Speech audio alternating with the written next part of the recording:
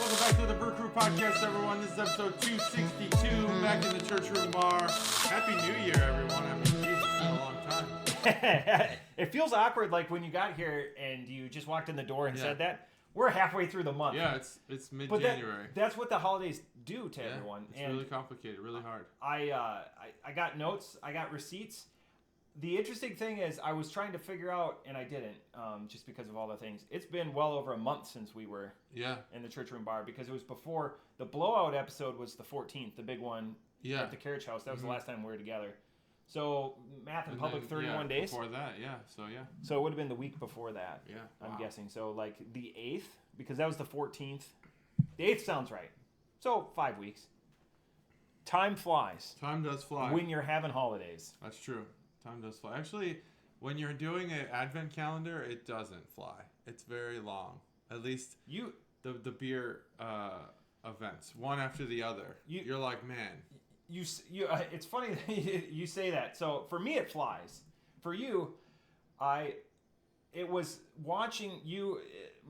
This is going to be like a Advent calendar rehash. I kind of hit it on 260 a little bit and a lot of other stuff. And we're going to get to the year in beer. But I felt, and I brought it up too, I felt in pain for you when you did 6 beers in one sitting. Yeah, and you're like, I'm so full. 6 days, I'm so full. Yeah. And I was like, I passed that episode on to so many people. I'm like, just watch it. This is a defeated man. Yeah. It was like starting off horribly. Glutton. Like, just big, just fill me up with bubbles. Cakey pizza. Just like, I don't want any more of this. Yeah, that's a good example. Detroit style. Detroit style pizza, which it's delicious. It's the law of diminishing returns. Yes. First one, delicious, great. But you get yourself like if you normally share one pizza for 2 people. Yep. Regular pizza, cracker crust. Yep. And you get a Detroit style, probably need 2 extra people for that one. 2 slices is all you need. You could have a 2 levies as that 6th beer. It's not going to be that 6th beer is just in the worst position. You're not mentally. You're not even in the room at that point with that beer. No. So I did that because we went to Vegas, and then and then I wish I could have a better routine with the Advent calendar. Yeah. But sometimes I want to have Svil. I want him involved as often as possible, but sometimes it doesn't work out. Yeah. And sometimes we don't even know until the last minute that he's busy or I'm busy or whatever. So it's like sometimes fitting him in before midnight or even going after midnight on a weekday. This is what we're doing. It's just madness. It's like an absolute chaos for 24 days. The little bit I'll tell people, like I'll tell the Wisconsin crew, hey, let's try to do it, and everyone will agree to a time. Mm-hmm. And we'll say like 8 o'clock or 9 o'clock, depending on the time zone. Mm-hmm. And then it's 8:15 or 9:15, and like 2 or 3 people aren't there, and you're like, I'm giving everyone 5 minutes, and we're just gonna go. Yeah. And then the girls, like Chuggalo Kate and all of her friends and neighbors and everyone that did it, she would drink 2 days ahead of time. And if you know anything about me, it's tough for me to do that, but the benefit of her doing that was I always had the video. You had the video, so then I could really embed good. That's really good.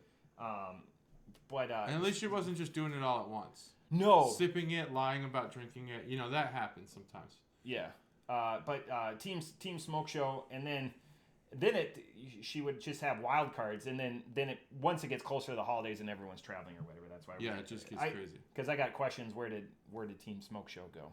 But we're gonna put a push pin in that. I want to do our year.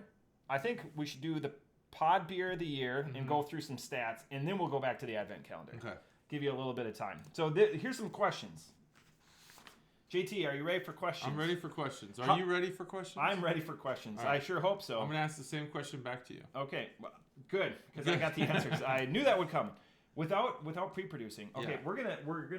Are you still good on a beer? Or yeah, I'm still good, but we can crack it if you want. We're gonna get the first beer out. All right. And then we're gonna rattle through some stats. Okay. All right. So the first beer, and I've been sitting on this one for 2 months and a day. Ooh, wow. This is Grumpy Grandpa It's an ill-tempered IPA. Yeah, I've never had one of those before. And there is... ill as in ill, Illinois? This came from Chuggalo Todd, my father-in-law. There's information on the can, so I'll give you an opportunity to read that. This comes from Potosi Brewing, and when I was doing the research for this beer, a lot of people were checking in as Grumpy Grandpa home brewing. So I was like, only 5 people have had this. I go, this is a pretty sophisticated can wrap, but then a little bit more research comes from Potosi, which is a small village in southwestern Wisconsin. This is a 6.5% IPA, and it's considered technically a white or a wheat IPA, so I'm going to guess it's going to be hazy. And the one thing about Potosi Brewing is all their profits go to charity. Well, that's great. So they don't take too much of a profit. We'll go with a first crack in a while. Oh, and it's primed. Yeah. 3, 2, 1. My father-in-law and my mother-in-law, because I got this beer when I was dropping off calendars, and they're like, "Hey, do this one on the pod." I'm like, "Yep." And you know, they're like Chuggalo Mom, where they're 15 minutes after he's getting the alert and he's listening to it, and he's like, "How come you haven't done it yet?" So this is... Oh, dang. Well, sorry. Chuggalo Todd, he probably wanted us to be together. Yeah, exactly. That's why I waited. A rough holiday season. So you can find out more from PotosiBrewing.com. They were founded in 1852, and you're like, well, 1852, they would have been the longest brewer. They closed in 1972 due to market conditions. Oh, man. And then they reopened in 2008. Oh, a happy ending. Yeah, right? So good, all good things. Potosi is kind of what you would call, and I didn't know it was Potosi till I started doing my research because it's not emblazoned on the can. But if you know, they do a lot of, as their age and experience would elicit, it's not a lot of gimmicked up beers. They do like a Czech pills that's really good that my in-laws will have at the house. It's just, I couldn't believe how much they masked that this was a Potosi beer. Well, I've met Chuggalo Todd several times, and I see his personality. You can kind of see that he wears his personality like a lot of people wear it on their faces, especially as we get older. Yeah. Because the way that your face ages sometimes reflects how often you smile or frown or squint or do whatever. And he seems like a person who doesn't have a lot of grumpy grandpa mentality. Have you seen Grumpy Grandpa out of Chuggalos? No. He's just what a delight to always be around. I could not imagine a grumpiness coming out of him. So that's good. Way to put me on the spot. No, I mean I figured you would be. You would obviously be say very. No. Unless there was like some epic story that even he can laugh about, which is the only type of stories you can usually tell about somebody. But he didn't like me. He didn't like me for like the first 3 years. Oh really? Oh yeah. Oh shit. Yeah, this will come up. I'll have to. There will be receipts on that. That's good. Okay. I think you probably told me like that in a subtler way, but yeah, not liking him for the first 3 years. I could maybe see that actually. Oh yeah, no, I don't know. I'm a strong cup of coffee. We've talked about that before multiple times. It was a long time ago, so you were a different person. But I mean, you know, meeting you now, it's hard not to. You got a lot going for you. Yeah, right. I've got 28 different bandanas. I also did that during the Advent Calendar. Every bandana was different. Oh, okay. Well, that's amazing. See, a gimmick. Yeah, a good gimmick. I will cover this because it's ill-tempered. This sweater was given to me by Chuggalo Mom. Yep. And specifically when I opened it, she was like, "This is to counteract Matt's Wisconsin gear." That he always wears. So I wore this today. Because I just got it. It just shows you how little we prep, because I could have went and changed and stuff, but I didn't want to reveal it too early. We just go with it. You know, and of course it can't say Chicago Bears on it because they're out, and there's too much going on in the NFL right now. But we do have the first pick, so that's good. Anyway, let's talk about Grumpy Grandpa. Do we want to ruminate on this a little bit and then go to? Oh yeah, stats? we could ruminate on this beer. We're gonna ruminate on this one a little bit. It keeps the listeners, including Chuggalo Todd, because he's gonna be curious what we think about this. All right. So for the pod year of beer, so we're gonna go over some stats. JT, how many 5s did you have this year? That's a good question. On the pod. I think 3. 3? You had 5. Wow, 5. I have all of them. Excellent. So you're because hopefully this will. Well, this will help me. Do you know your beer of the year? Yeah. Okay, you already know your beer of the year. Okay, so your first 5 was Fruth collab with 450 North. It was a liquid lollipop, passion fruit, peach, pineapple. Yeah. It says 6% sour, and you had that on the 6th. It was episode 218. I did not have that one. I was gone. I might have one. So then number 2 was episode 245. It was September of this year. It was September 4th. It was Highwire, 10 years of Highwire. It was their bourbon barrel barley wine quadrupel, 10.2%. I gave that one a 4.75. Okay. Your number 3 of your 5s was Mason Ale Works Remote Viewer. That was a sour IPA, 9.5%, which was great for a sour IPA. That's great. I gave it a 4.5, and that was episode 248. Episode 250. I don't even remember that beer. 450 North Taco Party. That was a Taco Party. That was a big episode. That was the Carriage House. Smoothie Sour, obviously 5.3%. I also gave it a 5. And then the last beer, which was in the Advent Calendar, was the Drecker Tronk, the white chocolate and peaches. And you bloviated about great that. Beer. 6.3%. Great I gave beer. that one a 4.5. So those were your 5 5s. Great. Are you willing to commit to what your beer of the year was, or should we go over my 5s? I can tell you what my beer of the year was. Okay. But it also, I think there's more conversation than just that. My beer of the year is Taco Party. Yeah, that's 100% me too. And I think it's because of the agreement there. My actual, I think the one, I don't know if this is the best, but one of the best podcast beers I think we had was Bomb Pop. I have to look back on my phone to see who brewed that one. I don't think either of us gave it a 5, but I'm pretty sure we had about a 45-minute conversation. Bomb Pop. About popsicles and fruit flavors and candy and popsicles and all kinds of like summer stuff. It wound up being a very long review. Yeah. And a good episode. I'll have to go find that one. So that's an honorable mention for you. It's an honorable mention, and I don't think it got 5s from either of us. There was also a Revolution barley wine early in the year. Yep. I think it was like Knife something, that which I'll look up.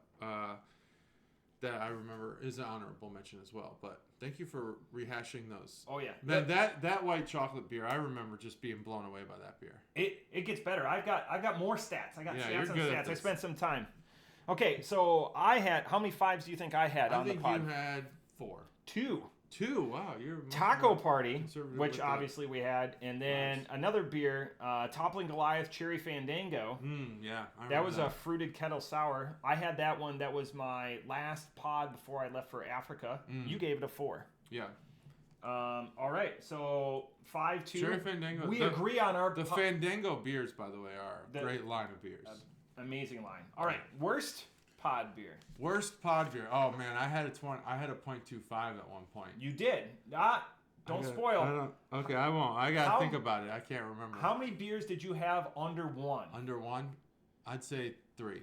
Okay, JT had 2 beers under 1. Ooh, close. 1. Do you know either of them? You know one's a 0.25. Yeah, I know one's a 0.25. I was really upset about it. I think it was it's fairly recent. Christmas ale. It was during the 6 beer review, no? No. Okay, then I don't know. It was the 5th Frame Bath Bomb. So when you said bomb pop, I was like, I thought you were going to incriminate yourself. No, Bath Bomb. I fucking hated that beer. Watermelon and black and blueberry. I still got a bunch of those. 0.25. Yeah, terrible. It's a fruited sour 6%. I did not rate that one. And then the other one that you had was very early in the year, and this was one of my favorite episodes. This was when you were with Connecticut. Yeah, Jeff. Jeff. Man, great New episode. Belgium, Voodoo Ranger, Fruit Force. 0.75. It's a fruit punch IPA, 9.5%. I got that after that episode, by the way. He had recommended it, but it was part of his. I don't want to say it was like his job to pitch it. Yeah, no, because I think he believed in that beer. But he didn't give his. He got a kickback. His real opinion about the beer didn't really come through, in my opinion. That episode, honestly, was probably my favorite episode of the year. As far as at least guests go, just so good. Oh, yeah. He just was so good. It's a must-watch. Again, episode 218, if you're one of those individuals, and we know there's people that go back and watch these, the numbers support it. Yeah. I gave that one a 3.25. How many beers did I have under 1? 1. 0. 0. How many beers did I have under 2? 1. 0. Wow, really? I only had 2 beers under 3. You like a lot of beer. 2 beers under 3. Holy shit. I'm too kind. Yeah. So my highs aren't as high. Stats support that. And my lows aren't as low. I had 2 beers under 3. One was McKellar Breakfast, which was an oatmeal stout, episode 236. I remember that because I talked about the artist that does the McKellar cans. Yep. I got a couple more McKellars. That was a 7.5. I don't know if you saw. I did organize my cellar. Yeah, we talked about it. And then JT rated that beer a 2.75. So we were fairly copacetic. And then the other one, which is much more recent, the Duchess Coffee Vanilla Deluxe. That was a 2.5. It was a 15% stout. Oof. JT gave it a 3. So if we do it in the statistics world, if we standardize your scale, and make your top score a 5 and your lowest score a 0, you'd probably have a lot more lows than it appears. Still not a lot of zeros. Yeah. Or not a lot of ones. But I almost this year I upgraded my Untapped to be able to do 0.1s, but you can do that? Yeah, so you can pay the gimmick is you get more offers from Untapped, more events, more like it's like $20 for the year. So then you can do it in 0.1 increments rather than 0.25. On that note, and we're not sponsored by anybody, we get no money for this podcast. If you live in a city that Shirts on Tap has shirts for, the shirts that you get come with offers. Yeah, like they send them with the shirt. So they're useless to me because Cincinnati and Dayton aren't part of the. I get the Chicago shirt most of the time. Last month was Illuminated, which was awesome. So great shirt too. And you get coupons and stuff in there. Deals for beer and food. See, again, another creative and we don't even get paid by them. And good gimmick. Yeah, it's a great gimmick. I love Shirts on Tap. Great company. Because we're probably not going to have time to talk about. We do need to talk about probably next week about the brewing industry kind of reeling a little bit, especially craft beer industry. But we'll talk about that next week because such a loaded episode. Okay. Yeah. Honorable mention. There's an honorable mention for when we're talking about worst beers. There was beer we did purposely not rate. There was a beer we purposely didn't rate. We didn't rate. Oh man. And let's hear about it.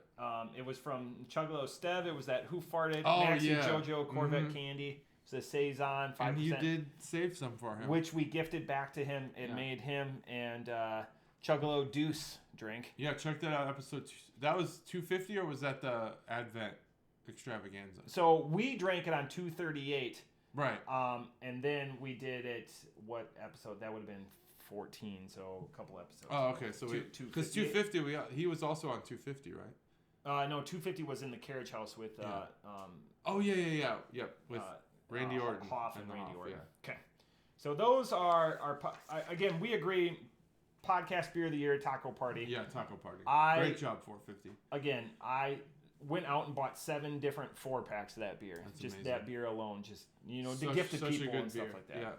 And it was interesting, the wide-ranging people. I had other people that tried to pollute my thoughts and were like, "This tastes like throw up or vomit." People that I was trying to pitch it to. Yeah. Don't brush your teeth before you drink it. That's probably why. But yeah, brush your teeth, but not before you drink it. So, again, the highs, probably that best episode, 218 with Connecticut Jeff and JT holding down the fort.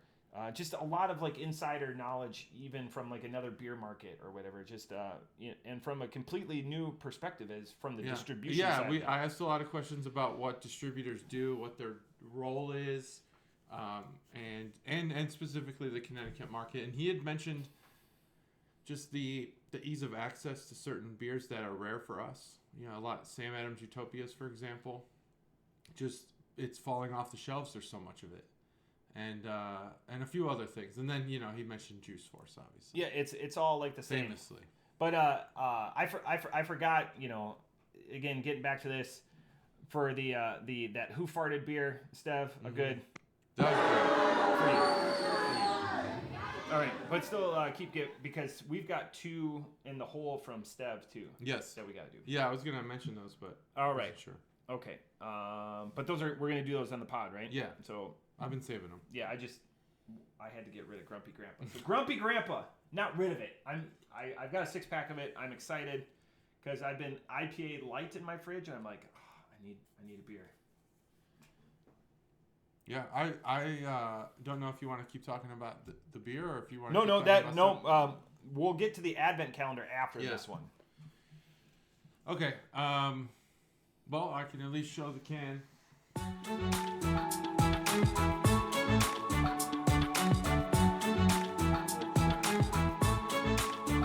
By the time I got to like the end of the Advent calendar, I had my ring light in the can down. Yeah. And then I'm gonna forget it all next. So I have a ring light as well, but I use it for my work calls because I do camera a lot during work because I work 3 days remote, and I never pulled it into the bar, but I think the bar lighting's decent. It is. So I don't think I need it. So can art bonus segment, Grumpy Grandpa. There is a brought to you by Chuggalo Todd. Yes, brought to you by Chuggalo Todd. Yes, thank you. There is a older gentleman. Appears to have a bald head and an apron, short sleeve, kind of white collared shirt. At least I can't see that they're short sleeves, but I assume it is. Just like an old school kind of soda. He kind of gives the illusion of like an old school soda shop.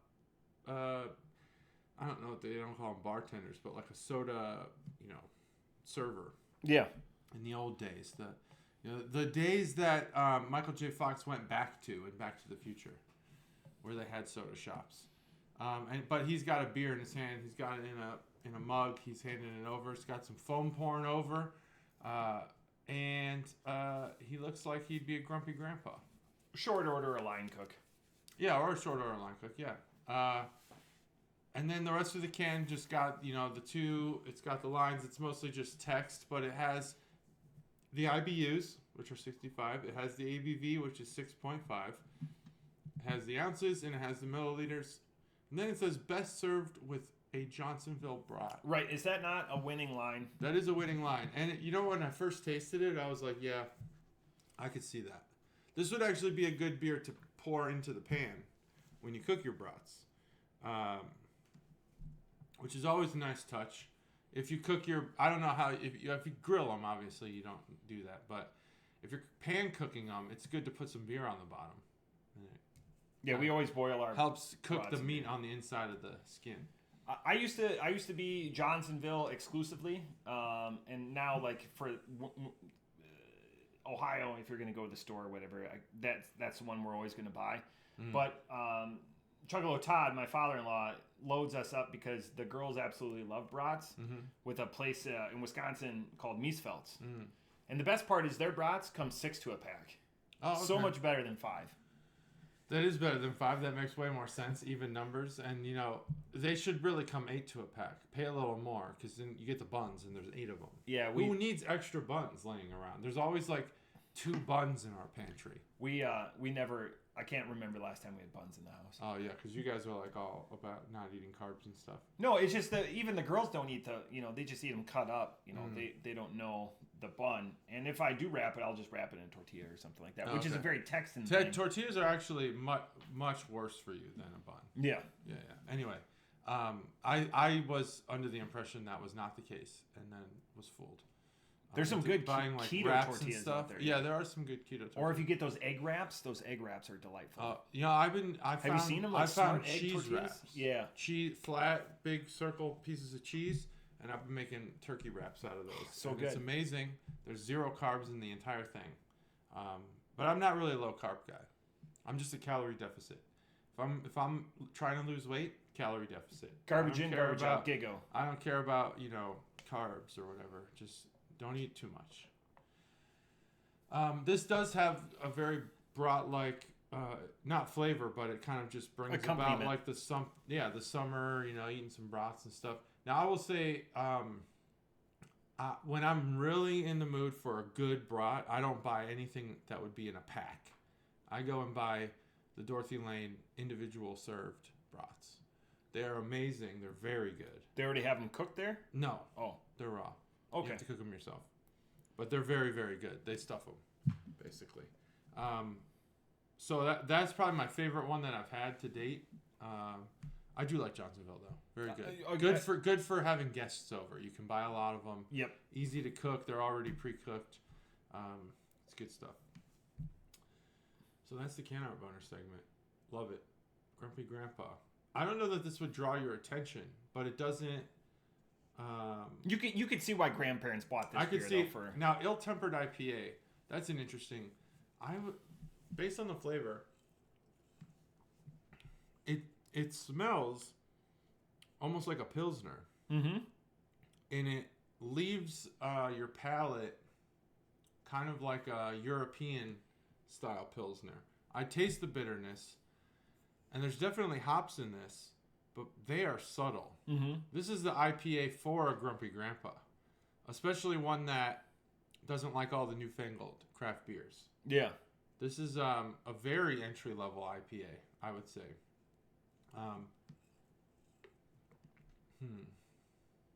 There's, I don't know, maybe like a wheat influence on this. Wheat? Yeah.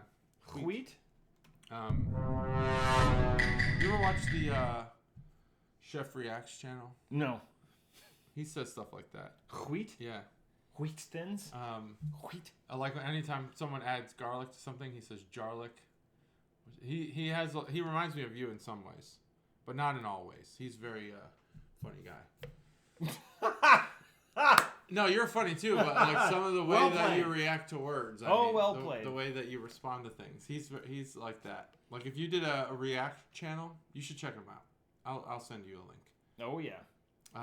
There's a couple of people that turned on to the Garfield or whatever. The Garfield thing. That commented to me Did they about watch it. They're like, "Have you watched it?" I go, "I've not watched it." That thing is mind blowing. A lot of people. Did they say it blew their minds? Yes. Yeah, it's just crazy. They're like, listen to JT and watch it. Just watch it. I've had nothing but. I'm so glad that you guys are watching. I've had nothing but oodles of time the last month. It is just where I'm sitting here. I mean, what this guy does to the Garfield, it's art. It is art, and it is like. It's not just like, oh, this guy makes YouTube videos. What this guy does is like, it's a profession. He puts his life into it, and you can tell. Phenomenal thing. Anyway, Chef Reacts is funny. He just watches, it's just a split screen where he watches someone cook, and then he comments on it. But he's a chef. It's like Chef Roger. Uncle Roger. I don't know that one. Okay, that guy is amazing. Uncle Roger is like chicken fried rice or whatever. So it's a guy from Malaysia or whatever who can speak perfect English, but he's got like this angry uncle, like playing up all the stereotypes. Yeah, so Chef Reacts kind of has like an angry uncle type of shtick going. Funny guy. So I would say that this is the least IPA I've had.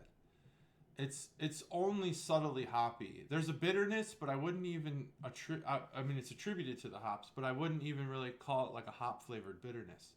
It's almost just like, I don't know. It'd be like drinking. This would be a good beer to be if you're like a Budweiser or a Miller drinker. This would be a perfect first IPA for you to transition into craft beer. If you drink enough of these and like them, you can then start stepping it up to more hoppy beers, because this is barely hoppy. 65 IBUs. What is that?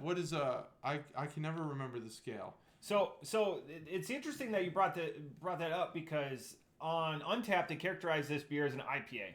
The can characterization is it's a pale ale. Mm-hmm. It's right at that cutoff line, because you could have insanely hoppy 50 IBU beers, and you can have very subtle 95 IBU beers. It's just how it's hopped and where it's hopped in the process. Yeah.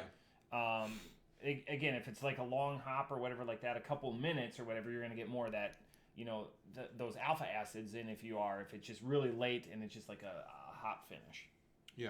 So this is interesting. I would still interesting. I would characterize this more as like a light one note IPA. It's full bodied though. It is light. Light is a good description for it. It is full bodied but has a light IPA taste.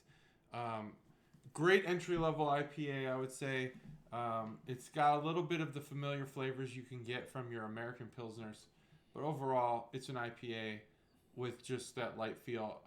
But it is, don't make no mistake about it. It's a 3.25. It's like a average beer flavor, which is a good thing for this type of beer. It's like no beginner craft beer drinker wants a 5 IPA. Wants like a 5.0 IPA.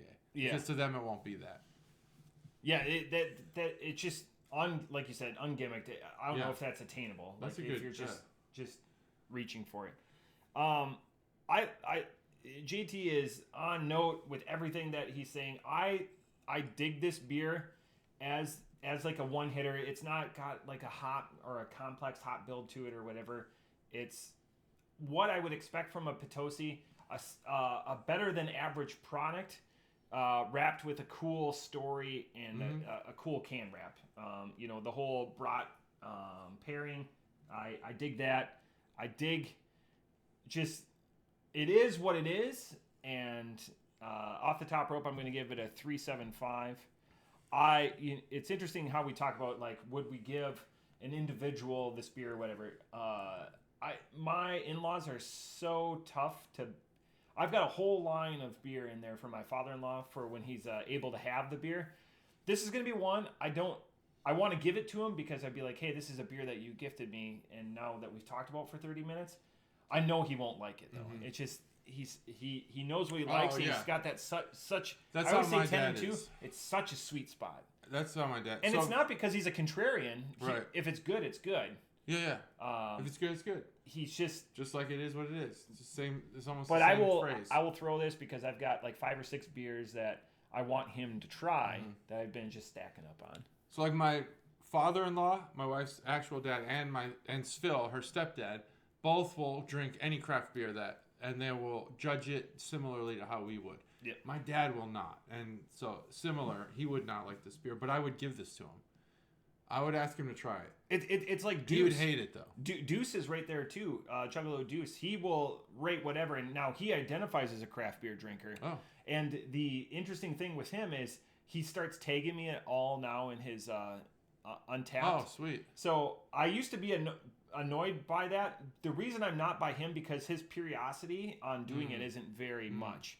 Where like I have friends that do it every your beer. tagging and my former tagging, which gosh I hope I could really get back into it, is where you're with that person where you're with that, it, or it's like it together separately, or like you're gifting it to somebody or whatever. But like I haven't seen you in 6 months, and it's a beer that I'm not related to or not interested in or something like that. But it makes sense that he's tagging you to see it. Yeah. What do you? He's paying homage. I have a question for you, beer related, and we'll get to the second beer here in a little bit because we're both empty. Will you grab 2 glasses? Yes. I'm totally just unprepared. Any of them is the next one we're gonna go over Advent Calendar thoughts. So I thought I have 2 bottles of this, but I figured it was a lot. So they're both chilled, but I figured we could share one. Yeah. Unless you want to do both. No, okay. no. We could So share. we're starting to be a little bit more understanding with some of our bigger stuff. Yeah. So this is a Zywiec, which is pronounced. Zywiec. It's Zywiec, and it's Polish. So that'll give you. It's Well, I don't know how most of the Polish words are pronounced, but I think the C is a CH. Yeah. And something in there is a V. There's probably a V on the W, maybe. Good job. The Z is it like Chinese where it's like a J? Wow. Is it? Really? So it's like Zywiec? Zywiec. Oh, so it's like a Z. The C is like a Z. Jeviets. I actually looked it up this time. So it's Zywiec. What's interesting to me is that we have Zywiec. School of Brewing. So like that is a Polish word spelled in Polish text. Yep. But if we were to write it in American English text, it would still be spelled that way. Yep. And we would be expected to know. Same thing with Chinese. What's interesting about Chinese to me is that Chinese does not use the American alphabet. No. They use their own alphabet. And they but when we say like ZH is like a J sound. Well, why the fuck didn't we just use the J? When, you know what I'm saying? We have a way to make that happen. This that Americans can translate and pronounce correctly, but now we're stuck with like 75% of Americans who've never seen Chinese words pronouncing that shit wrong. It's tough in our line of work too. Especially I mean, even that, but even not in our line of work, Chinese is becoming, or at least like Chinese businesses and business people are becoming more prominent in the United States. It'd be nice that we could, relate in some way, because we're going to need to at least communicate in the future. Not that I want to, but we're going to have to. It's just such a, again, eventually you would think that we would become sophisticated enough or broad enough as a species, and there would be one common language. One common language, Awesome. like Star Trek. All right. So about Zywiec School of Brewing, they're out of Poland. You can find out more at Zywiec USA. So ZYWIECUSA.com. And when I say you can find out more, you really can't find out much. It says that this beer is brewed since 1881. Wow. And it's brewed for its flavor and health properties. Flavor and health. Yep. And it's a Baltic Porter at 9.5%. Comes in a very Euro-style bottle. And out of Poland, but this belongs to the Heineken family. So they're owned by Heineken owns their and I think Heineken might even be InBev or one of the big ones too, but Heineken appropriately Heineken owns a lot of European brewers. Now Poland's been through a lot in world history, but yeah, I don't know if this is something that is allowed, but as someone who has a percentage of them being Polish, I feel like I could say this without insult. If anyone's going to talk about like the healing properties of, like, I feel like, a lot of American, mostly women, like mid 30s women talk about the healing properties of certain like bullshit things. But I feel like if you had to classify countries as who would be likely to discuss that type of thing, I think Polish people would be like some of the first people to be like, they're the healing properties of this porter. It's been brewed since whenever you said it was brewed since 1881. One of my favorite Polish things, and so much to talk about. One of my favorite Polish is someone that is close to me who identifies as a Polish individual. Years ago, got into an argument on that 25 cents and a quarter were different things, like talking about percentages. So, talking about percentages? Yeah. Technically, I could see the argument there. So 25% and 1/4 were different. Like 1/4 and 25% were different. Oh, no, those aren't different. No. If you're saying like a quarter of the percentages. No. A quarter. Not a quarter percent. 25%. Yeah, I get what you're saying. Like things. a quarter of the population versus 25% of the population. It's my favorite memory of those are the same. Polish people. Oh, sorry, that's the same. Yeah, that's the same. And that was before, and there was no alcohol involved. I don't understand where all the Polish people are dumb thing came from, because no, I don't really understand it. Where did that come from? Are Polish people dumb? No one's dumb. There's just there's dumb people in every. There's some of the strongest people. I mean, they're right up there with World's Strongest Man. Like in Iceland. How many does it take to screw in a light bulb? The first maybe 100 versions of that joke I heard were all like, how many Polish people does it? It was usually some form of like a derogatory thing towards Polish people. When I went back, so talking about this is going to be a very meat centric podcast. So when I was going back, we have a Christmas tradition because, believe it or not, JT, I know. Good thing I like traditions. I know that. It's crazy. So my father-in-law and we now do a prime rib every year. Oh, that's cool. Before Christmas. Before Christmas. We always have. So the rule is I always pick up the prime rib, and we've got an amazing butcher that's 10 miles away from my in-laws, so it's right off the interstate. Out to Ray's. When I went there, I had to I called weeks ahead of time to get the 7-pound prime rib. I had to pull a meat thing, and I was there for 15 minutes. 1 7-pound prime rib? Yeah. Wow. I've never seen that before in my life. I don't know. The meat counter was massive. This is a very popular place in the greater Milwaukee area. So I was like 10 numbers deep, and two things. One, everyone was there to pick up Polish sausage. Okay, yeah, that's very popular. Their meat counter. I'm 3 feet and 2 feet high. It's just meat, Polish sausage. Polish sausage is amazing sausage, by the way. Some people, my wife calls it kielbasa, which I don't like, but it's Polish sausage. And crazy. And then I'm standing there, and I got a couple of other things. Do you like Polish sausage? I love it. Okay. I mean, I love all like sausages, meats, like knockwurst, all that German Polish stuff. Blood sausage, you like that? Yep. I've never tried it, but don't think I could stomach it. Yeah, like another thing that my father-in-law and I will just. Do you know what field pate? You like liver sausage? Liverwurst, yeah. I don't like that. That's like Braunschweiger.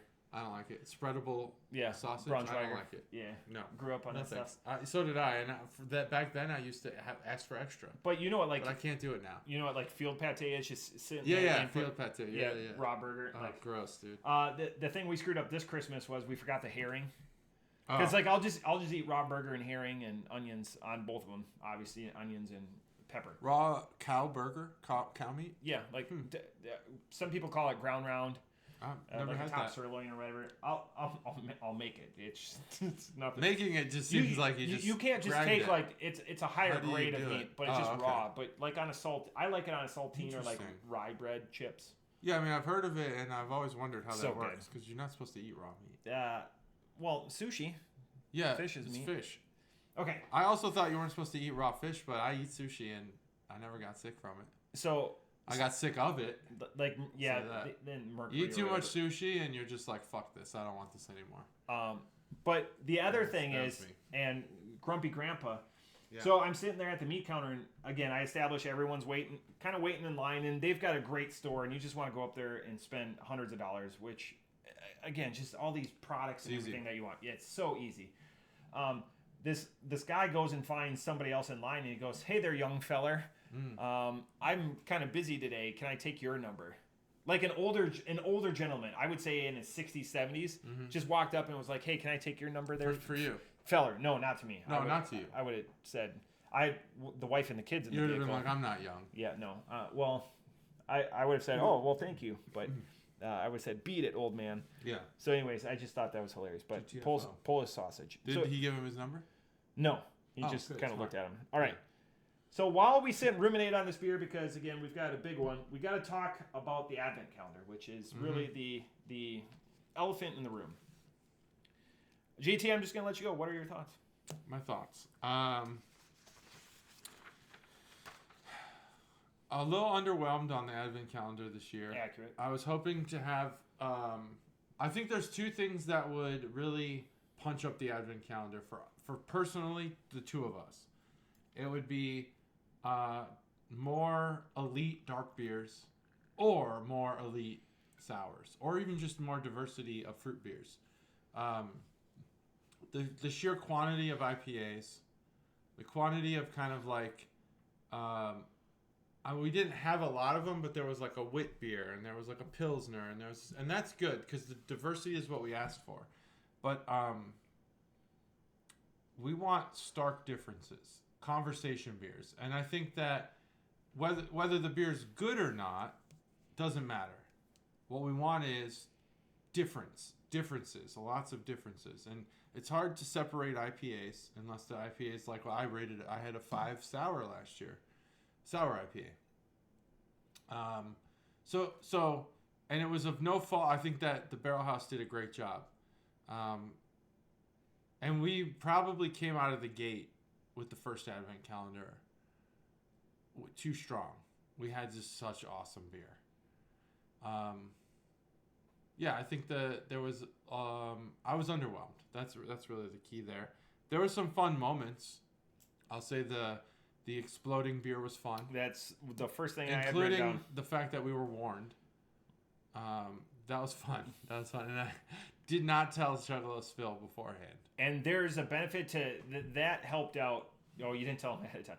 There's a benefit to having people that kind of cheated a little bit or just work it into their own schedule. They're like, well, I'm going to go on a road trip. I'm just going to like have this one at 12:02. And that's what happened with that Dubuisson Cuvée de Trolls. It was IPA heavy. It came in really that first 4 or 5 days sucked. Yeah. I mean, it was 2 beers in a row that I had. We had Butcher and the Brewer last year. And I've talked to Sarah, and she feels bad enough. Don't feel bad. Yeah, and don't feel bad. I mean, again, we appreciate you guys bringing an extra staff member on to accommodate us. That third IPA was good. I liked reading that name out loud on the camera for the first time. The Ritter Guts that we did was a good story because 2 weeks prior, it went out strong. I really like that Grim Tetraplex. The double holiday, the Cinderlands, a lot of sap. That was another good one. So it went out strong. Yeah, it did. There was no 5s this year. For either of us. Yeah. It was interesting when we did the Massive episode, and I was quoted wrong. We did that on the 17th when we did the Oscar Blues, the 2020. Yeah. Everyone else was a 5. Everyone and I'm glad but us. Everyone but us. Yeah. It wasn't to be contrarians because we write down our stuff ahead of time. I knew beforehand that wasn't a 5 beer. I wanted it to be. Like, I think we both, when we scheduled that episode, we were like, that's what we picked. We want the 5 beer on that episode. We want to gush about a beer. It just couldn't get there. And that's okay. It's okay. It's good to have that contrast. It makes me the first couple of days after, you're like, all right, I'm done packing and unpacking and doing all the beer or whatever. I'm done uploading a fucking sound check, an 18-second sound check, and I was so pissed off, and like my phone's blowing up, and they're like, why'd you upload the sound check? And I was like, God. Oh shit, that's awesome that people are checking that. I didn't have my mouse or anything. I don't think anyone watches mine. So it's good that they are checking you because I got now 4 text messages. Oh yeah, I got 4 text messages. It's like, hey, good 18-second long episode. Mine are like 2 views, and they're both me checking to make sure the episode uploaded correctly. and then like I was gonna do an episode with Chuggalo Mikey when I was at my in-laws, and he's like, I've only got 20 minutes. I was like, okay, I understand. Yeah. So then we sat there for the next 45. He was talking to his goddaughters, my daughters, and I was like, well, we could have got a beer episode. He's like, it's more important, which is fine. It's more important to talk to them or whatever. But again, it's the cacophony of everything happening at the same time. It just makes me that much more excited to do it next year. Even if this goes away, I'm gonna always do it. Go down there and go down to Barrel House or whatever. Hopefully we have the kinks and everything worked out again. We'll be talking because I've been down there a couple of times since. Had a couple more Anchorage beers you weren't with. No. I was like, JT left again. They were wondering, by the way, why you left. I thought everyone was leaving. Here's the thing about the Advent Calendar is that they still have more of them on the shelf. By the way. Okay, I'll go get some. I don't drive it's not a 5 though, but it's not. Well, then I won't. It's not a 2 levies. I don't drive to the Advent Calendar. I typically will have. There's a few events that I do yearly that I will drive to and pace myself, but that one is one I'll get dropped off. When your Air Force buddy was like leaving, I was like, oh, I thought that was it. I thought that was the end. Yeah. I should have asked more questions. So after I texted Caterade to come pick me up, it's not like I could be like, hey, never mind. At that point, I just spatially wasn't aware of the exit strategies. Me neither. We never discussed it. I had planned to be there for a while. Was Phil there? Did he ever show up? No. Okay. So if he was there, that might have been a good cue for me to not leave. But I think I was just trying to read the room, and I was like, oh, shit. And then I knew immediately, once he left and no one else did anything, and you were buying more beer, I was like, fuck, I fucked up. But if I told, we've been through a few of these, and if I told Katie, hey, go home, she'd have been like, you son of a bitch. And that would have ruined the evening. And as much as I want to have the best day, I also don't want to have a terrible evening. So that's why I left. So if I would power rank the Advent calendars, this is going to be the third out of the 3 that we've done. But it's still like a 4+. But there's still beers that we didn't get. Knowing that there were beers they ordered, thinking we were coming in later. So the Advent calendar really isn't a true measure of Barrel House's power. No. because I saw some of the beers when I went down for National Lampoon's Christmas breakfast. I pre-gamed there, went to breakfast, and then we came back. And I bought some swag. I'm wearing a t-shirt. Oh, right now. nice. But, I also bought a t-shirt. It might match. You do kind of match. Does it match? Got All a right. little. There's some tones in there. They have t-shirt hoodies too. Go there. T-shirt hoodies. Oh, yeah, interesting. It's the best. That's not my type of thing. But it's just a really thin material. Yeah, Anyways, like a long sleeve T-shirt, but with a hood. Dig the shit out of it. Yeah. Hell The best part will always be getting people together. Mm-hmm. It's a hassle paying for all of it and getting like 8 advent calendars, and then I feel impinged. This was the worst part for me.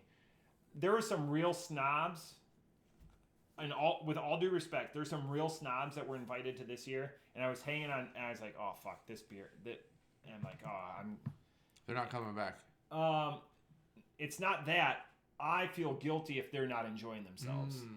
Because I brought them in at But the price tag was lower. I brought them at a certain price point. Yeah. The price tag was lower, so that helps. We gave them $300 and they came in well below that. Well below. And I said, next year, if we have this, throw an Anchorage one in there. Give us something with a little bit of price. But hype. Like, don't just be like, this is an expensive dark beer. Because when I'm drinking those Anchorage beers... Give us some hype beer.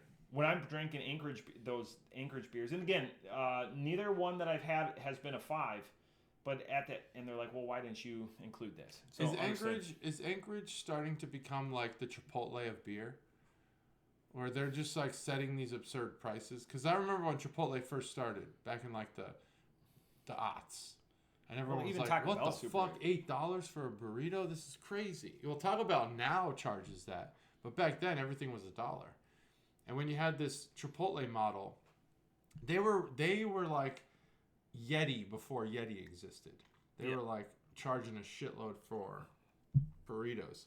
And I feel like Anchorage is like, you said yourself, you've had some expensive Anchorages that weren't 5s. Yeah. If you're going to come in at like $60 to $80 or higher, you need to have a banger. I mean, they're good. I mean, they're good. Are they 5s? Imagine buying a 6-pack. And are you rating those on an Anchorage scale or on a even scale? 100% they're rated on an Anchorage scale. Okay, so maybe that's part of it. I did just have a 2019 120 minute. Did I send you that? I made a breakfast. I don't think so. Eggs, bacon, and egg rolls in a 120 minute on Saturday. I was like, I deserve it. I've been behaving really well, and I didn't. Best breakfast I've ever had. Wow, that's amazing. It's just pulling one from the cellar. But I just went down to my cellar a couple weeks ago and looked at just what's in there. I was surprised at what some of the stuff I have in there. Yeah, I forgot all about it. That's one thing I will say. Organize it, and if I didn't reach out to you, but you watch this and you have an app, or I've got a spreadsheet that I was hoping just JT would find a way to organize it for me. What I have it shelf or whatever by year. Some of these beers, another frustrating point is they don't put the age on. I know this beer is insanely old, but I don't know when it was bottled. And I know the guy that I bought it from, he had nothing newer. Oh, I lie. No, that's just a lot number. That number doesn't tell me anything. Fuck. Anyways. Well, sounds good. So, Advent Calendar, we'll do it again next year. We'll do it again. It's just, again, so excited. Yeah. So those are my thoughts. Some good, some bad, a lot of mediocre. Yeah, a lot of mediocre. A lot of safe beers. Let's get some music. I do have one thing to say while you're on that, because he's not much cancer. No. So the episode title, what yours should have been last week was "Refuse to be Silenced." Ooh. You know why? No. Because every 5 seconds, this is JT. Mm-hmm. And you've got a table. I counted watching your video 7 different things that would deaden that noise. That would have deadened it. Yeah. Yeah, it happens. I'm like, no, come on. In 16 minutes. Oh well. If I was playing a drinking game, yeah, you should have done. I would have been wasted. You should have. Because I only play drinking games with Everclear because I'm a serious guy. Yeah, you are very serious. Yeah, no can art runner here. Let's just. I mean. You nailed the name though. So refuse to be silenced. This guy. Yeah, refuse to be silenced. I kind of like the name I came up with. I thought it was playoff. You know, it was the shifty snifter. I don't remember. Something like that. It was so good. Shifty snifter sifter. Something. It was good. It was a good name. I can't believe that you got this name though. Like I didn't get it totally. The CH part at the end I didn't get. It's got to be a very European Zywiec, not like French, like je ne sais quoi or something like Zywiec. It's almost as if like English was like fuck your rules with your letters. We're gonna do whatever we want. Because Z is J in so many places, but not America and not England. You know, in English alphabet. So like if you go to Europe, it's not the zoo, it's the Jew. I hope not. Okay. I don't know what they call the zoo there. I think that's an English word, an American word. Did they have zoos in the medieval days? Were zoos always a thing? They would always give gifts of like conquest, like lions or whatever. So like, those would be like for rich people. But did they have like animals on display for people? When was the first zoo? When was the first zoo? Who knows that answer? Which historians? Somebody's just screaming it. Oh, they know. They know. Yeah. I've often thought if we should have Alexa or Google or something like hooked up so we could just ask these that'd be questions, cool. Yeah. Like during. I wonder if that's like copyright.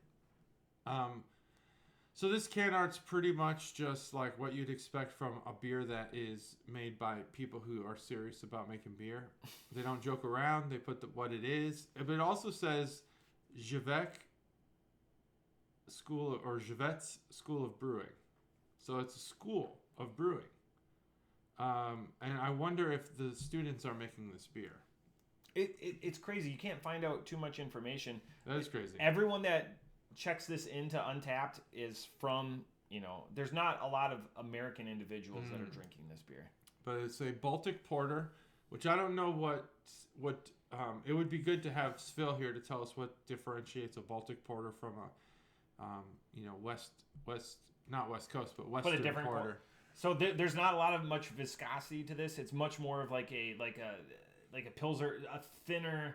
The only reason, waterier. Yeah, the only reason that this is a porter is because of the char or the bake on the ingredients rather than the viscosity and the residual. I know he likes saying like there's no adjuncts or esters or anything like that in here. Mm-hmm. It even has the proper pour glass, which we're not going to use. We're just using I don't even own that glass. I finally got a snifter. I don't have that thing, whatever that is. You know what that's called? A bulbous tulip. Oh, yeah, it probably is like a tulip. It's probably called a tulip glass. Yeah. Yeah, I mean, it tastes like every non-flavored porter I've had. It's a little bit more watered down. It's got that char on the malts. Very, very watery, very light. This is, I would guess, at least 5 or 6 years old. Mm-hmm. Based on all the other beers I bought from this guy, I don't think that is polluted or altered the taste. I think this is what it tastes like. I think that, yeah.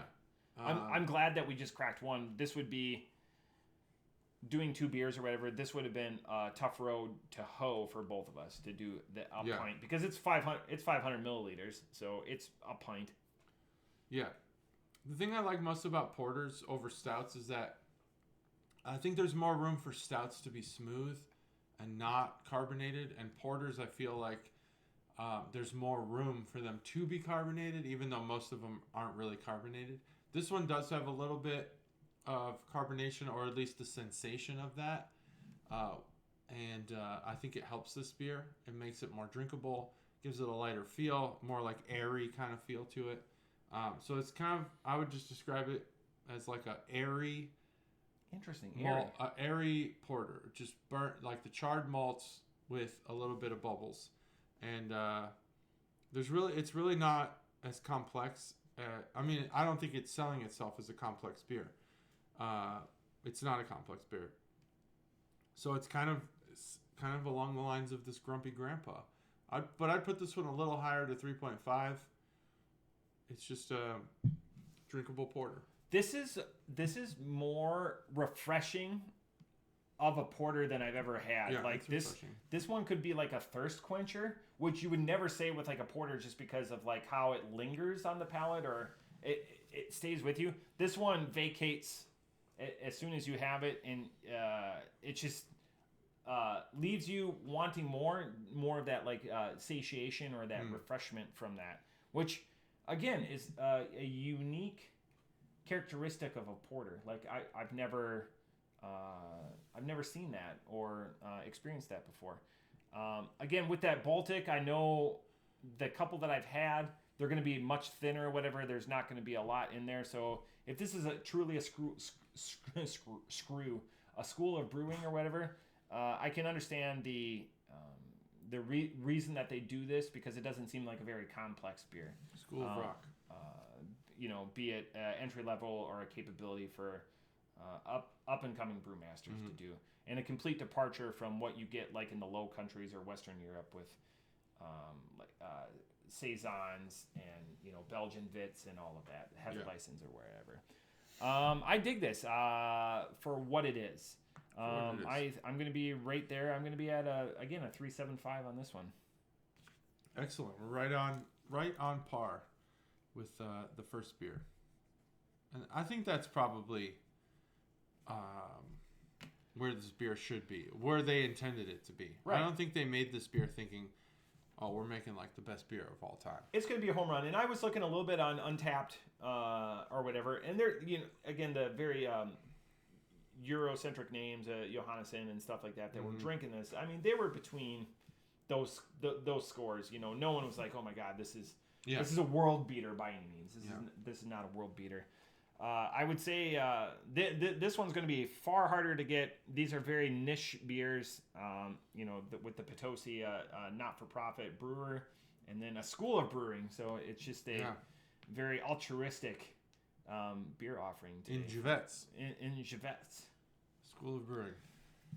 But that's it. What do you got? I brought so much stuff. Hopefully... I did have one question. God. Yeah, please ask. So my father-in-law, it was just his birthday.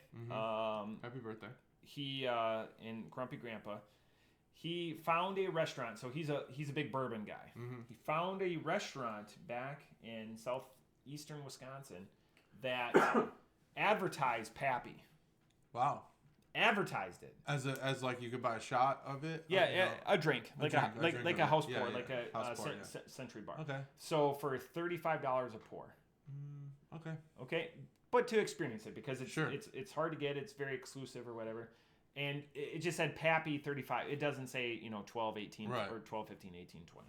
Okay, so he goes there, and of course this is what he's asking for, and they don't have it. They said they got one bottle in November, and it sold out.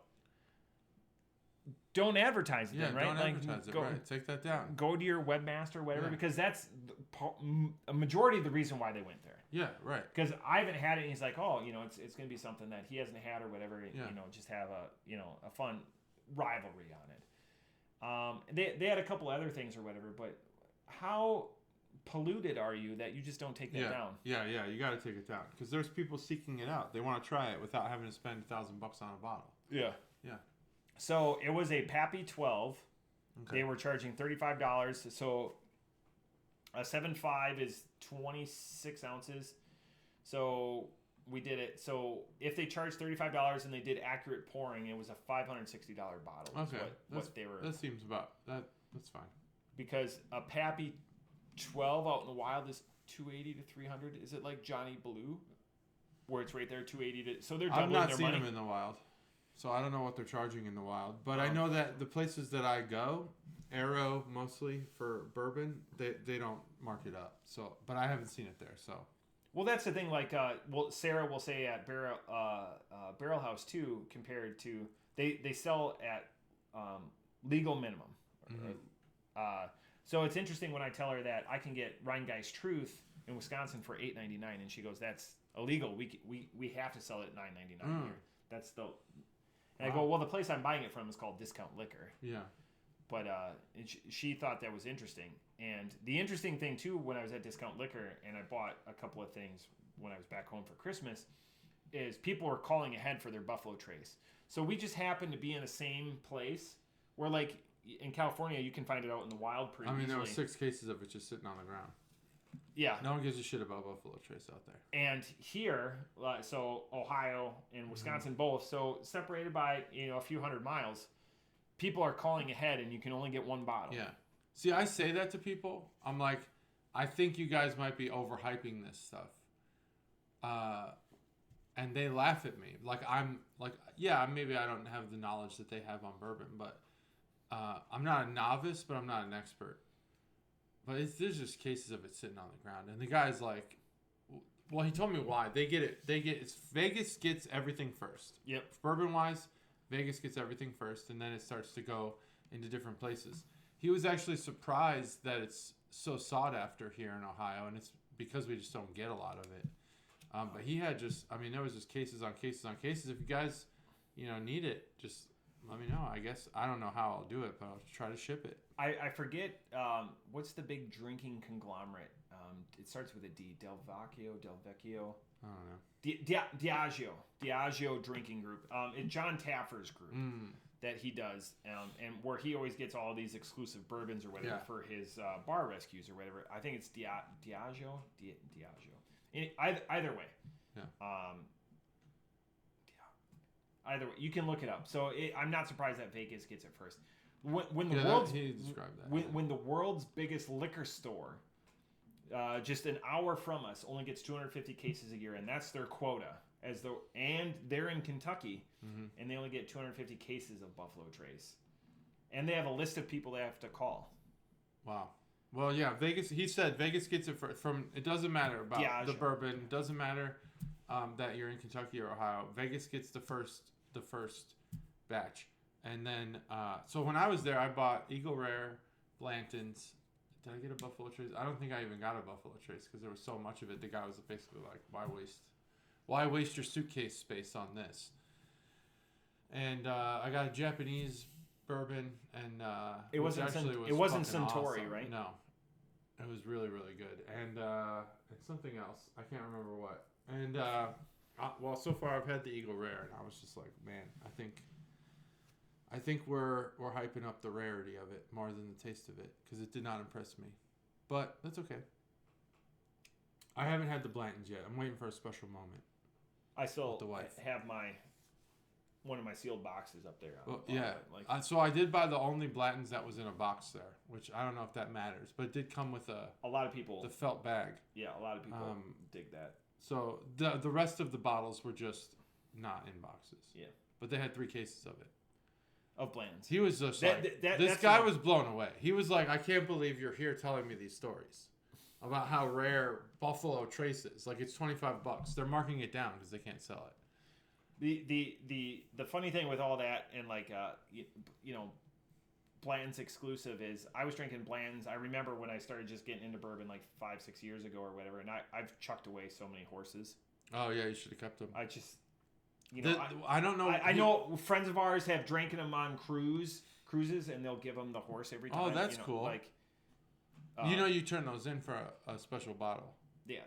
I don't know what it is. I couldn't even tell you that story. Yeah, I don't know what it is. Now, he did have Blanton's Gold, and I didn't buy it because it was way too expensive. But he had a lot of he had some Pappy, but it was only packaged with a few other things. Yeah. And it was like $2,000 for the package, and I was like, no, I'm not buying that.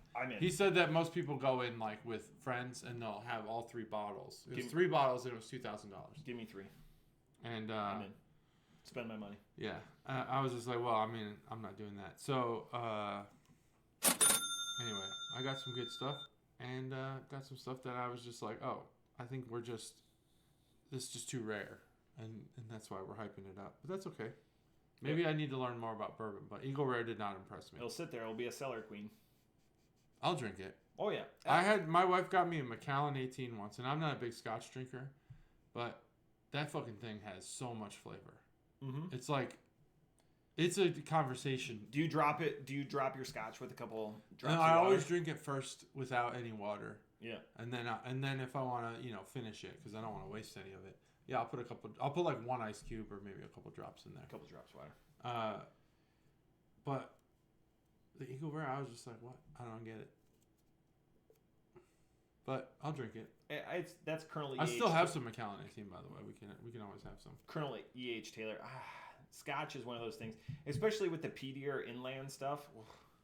That one's good. I'll say most Scotch I can't do. I don't like it. I had Johnny Walker Blue once. I wasn't a big fan. Yeah, that's not a Highland Scotch, so I understand why people Macallan, like Johnny's. Holy shit, that stuff was like really, really good.